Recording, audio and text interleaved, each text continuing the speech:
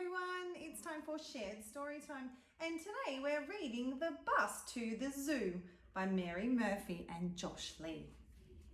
Who do you think is going to go on the bus today? I can see lots of interesting animals. The bus to the zoo came exactly at 9. At the very first stop was a very long line.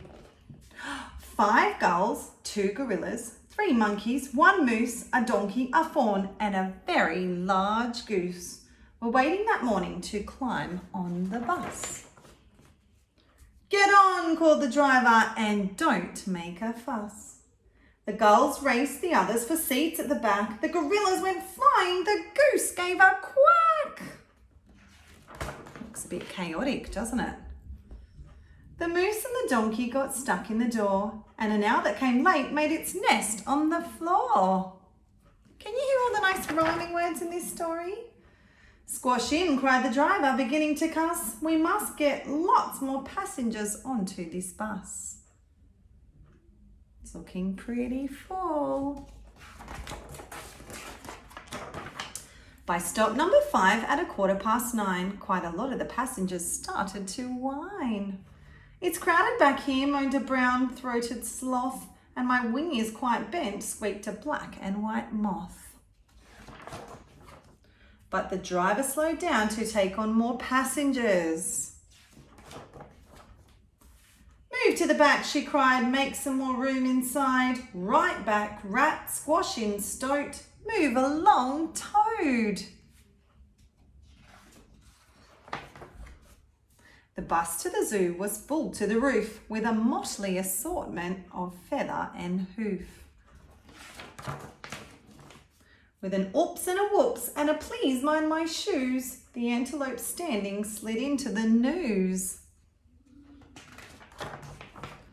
Still the driver slowed down to take on more passengers.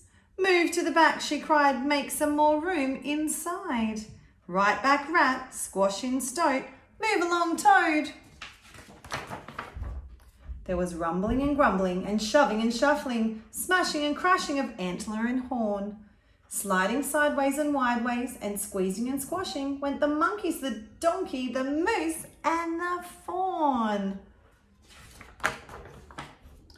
The howling and wailing and mewling and squawking drowned out the sound of the tamarins talking. Then somebody shouted, "Enough of this fuss. There's not even room for a flea on this bus."